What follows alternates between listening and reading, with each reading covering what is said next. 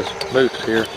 As you know, if you've seen my other video on my log splitter fail, my head came off, probably crystallized the metal, but the single head was a little wobbly and I didn't like it. So here's a design I'm going to try. I'll keep you posted on it. A little different. So what we have here is I've got a box that's roughly the size of my beam, which is 6 inches wide, 12 inches tall. It's a 3/4 inch thick I-beam, and I'm going to make this out of a 1-inch plate, and we're going to have our 2 uprights, one on each side of the beam, and I'm going to have them go all the way down so I can weld them and bolt them into the beam, which the beam already is boxed from previous attempts. So I'm taking out the twisting because I'm not having a single beam, a single blade right in the middle. I've got one on each side. Of course, we'll sharpen them so that the smooth here and the bevel will go this way.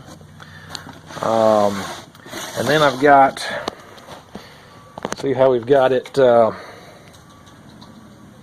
notched in so that on the big logs we'll be starting the cut at the top and at the bottom, so we kind of try and open the wood up first before we get into the whole thing, so we just get a little relief there.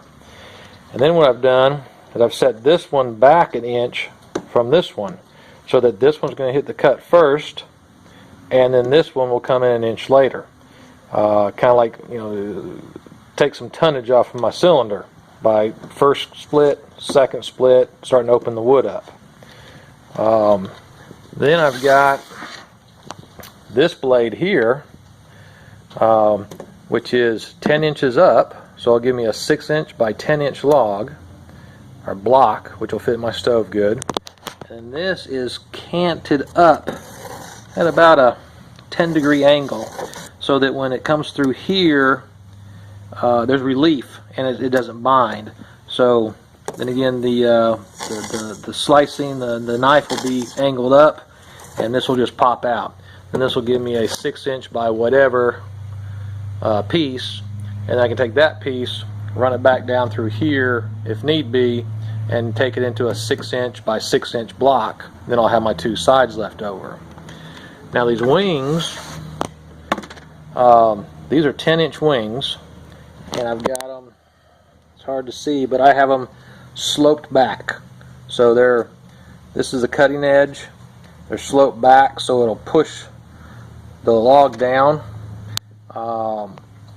and they're sloped forward, so this front edge will cut into the log first, and it's 1 inch back here, so we're starting to cut, opening the wood up before we get into the full split. Same on this side. And then again, I've staggered these in depth so that not all the blades are hitting at once. You're going to hit this blade, then this blade, then this blade, then this blade, then that blade. So it takes some tonnage off. And we're using 45-ton cylinder, 3,000 psi. So this here's a back view, and I'm going to drill it so I can put in another of these center splits if I want to. We'll see how it performs, but I'll put some holes for dowel pins. I'll put another one in here, and then possibly I'll put some dowel pins so we can put wings here too if it will take the stress.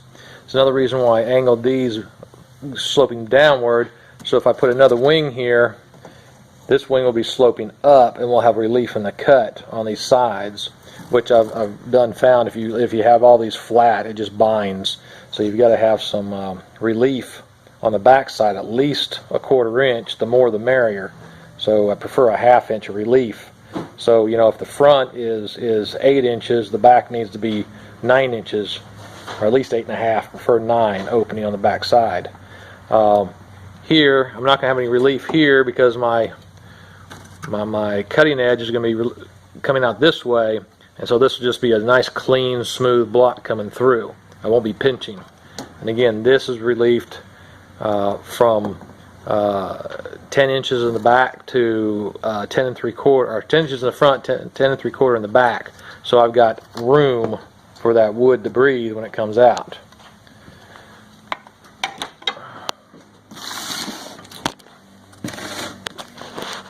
So that's it.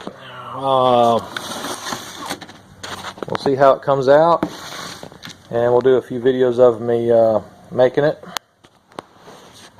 And that's my second idea. Alright, so I've been thinking about my design here, and I've decided to change my geometry a little bit and put this opener, if you will, in for the smaller logs and for the biggers. But with this, I was feeling I was going to get too much climb on the smaller logs. So on something small, it's going to pinch it down into the blade, and something medium is going to poke into it so the log won't ride up or down. You know, it'll stay in focus. So I'm going to add this to each side and give that thing just a little bit better profile for grabbing the log. So we'll see how that turns off. In the worst case, I can always just cut it off. But it's easier to cut the plate with that in it than it is to try and add it.